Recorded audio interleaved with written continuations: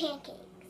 The things you will need are going to be a bowl to mix your dry ingredients in, a bowl for your wet ingredients, and then everything else, a knife to cut how much butter you think you're going to need for the pan, a whisk, a 1 cup measuring cup, a half a cup measuring cup, 3 eggs, vanilla extract, salt, milk, flour, and sugar. Let's get started. Alright, here's our gluten-free flour. We use Bob's Red Mill flour. If she's not home or if she's at school or something and I'm sick or something, I'll use regular flour. But since this is for dinner, I'm cooking, we're going to use gluten-free flour so that she can eat it too. So you're going to need 2 cups, or 1.5 cups, sorry, of, 2 cups, I guess. 2 cups of the flour so that there's enough, because you don't want to do 1.5 cups and then have not enough. These are going to be mid-size, I guess, so. Now you probably noticed that there's no, baking soda. Just going to add that little bit extra that wasn't added. Alright, so I usually would add a cup of sugar, but I did that once and it was way too sweet. Like, it overpowered, it was too sweet. And like, the vanilla was just like, you couldn't even taste it, it was just pure sugar. So that's why we add a few pinches of salt to kind of mellow down, and only a half a cup of sugar instead of a full cup. So.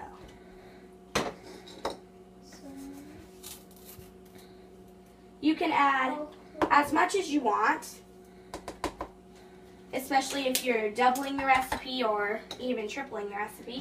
And that's what it should look like. That's what it should look like, that you can see the 2 layers, the sugar and then the yellowish kind of flour. Okay, now I'm going to add my pinch of salt. I usually add about 2 pinches of the salt. And then I'll whisk the dry ingredients together. You want to make sure that this is well mixed, so I'm going to use a fork because that was too hard.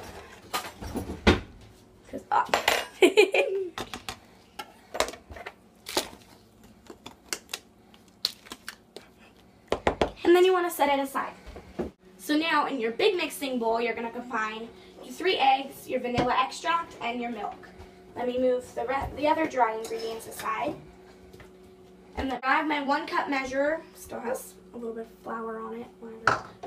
So you're going to need about a cup of milk. And if needed, I always add just a cup. And then if I need to, add a little bit extra, because you're only using a half a cup or 1.5 cups of flour. So I just add about that much, because the eggs and then the vanilla are going to add a little bit extra of your wet ingredients, I guess. Alright, let me crack the egg. Here's 1.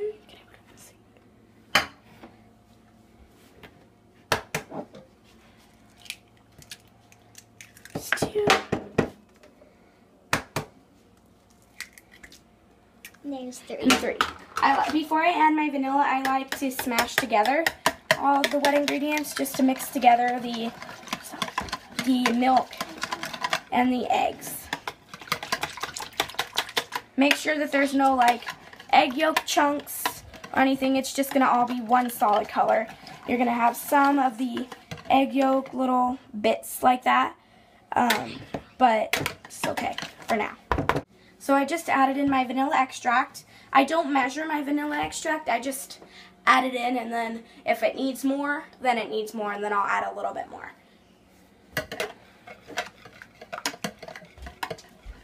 So while she's whisking that together, I'm going to add about 1/4 cup or so, I guess, 1/4 to 1/3 of a cup of our flour mixture into the egg mixture.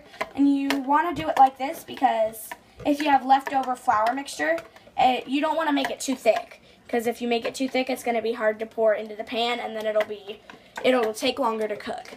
So go as you do it, measure about the quarter or a third of a cup each time. Just add it in once it's all mixed in. Scrape your sides of the bowl occasionally, just so then you have all your ingredients. So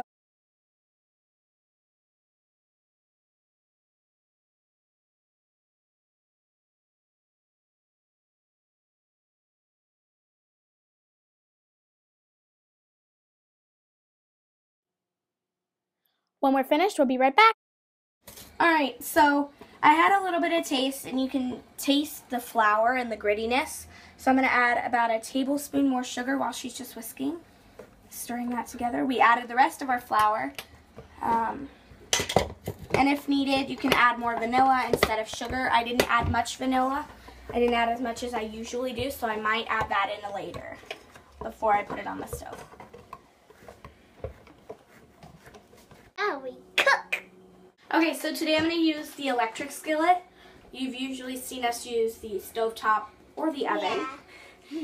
But this time, because we're making multiple pancakes, it's easier to go and do it all on one surface instead of doing it a whole bunch of times and then taking up a whole bunch of time. So I'm going to get this preheated.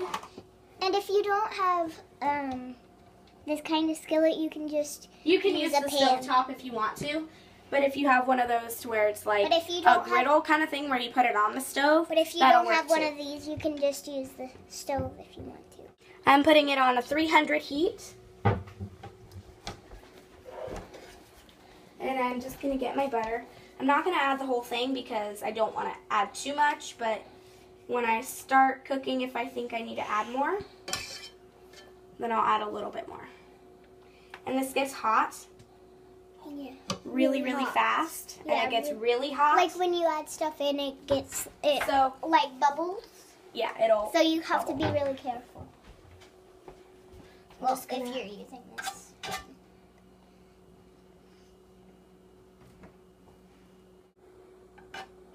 I'm gonna eat the pancakes when they're done.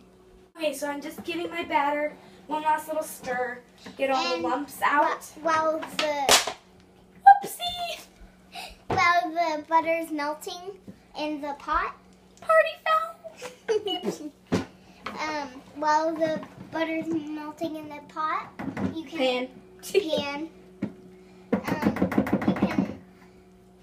just a little bit stir that if there's still a little bit of flour in there, like if you missed any spots. Alright, so I've got my butter. I'm just gonna. She told you it would pop.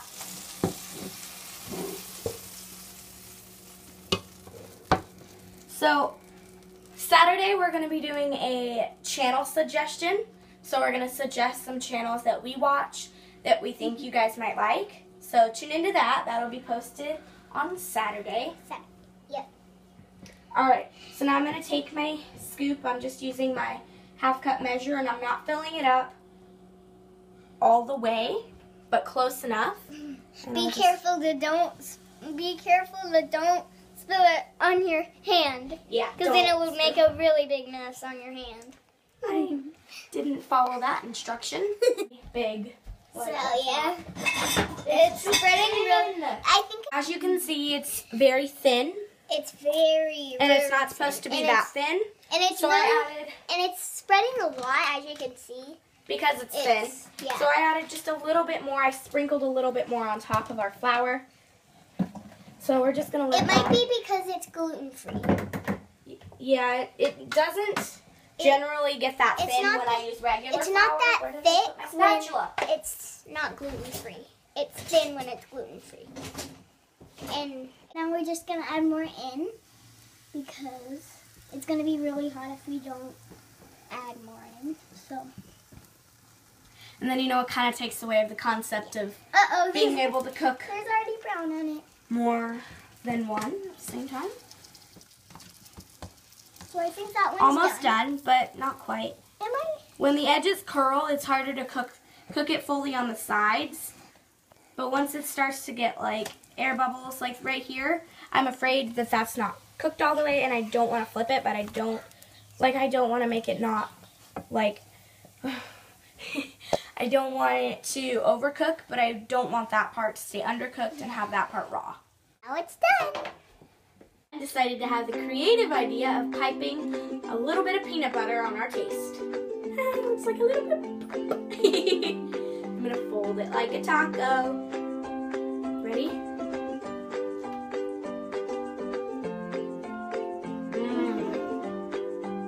The peanut butter really gives it a better flavor.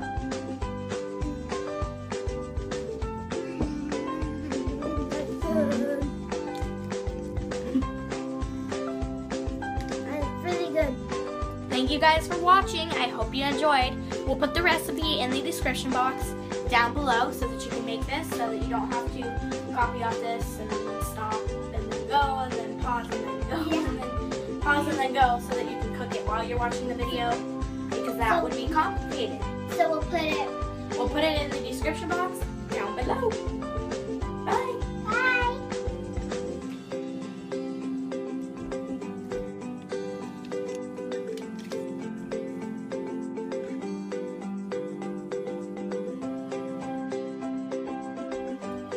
Remember to like and subscribe.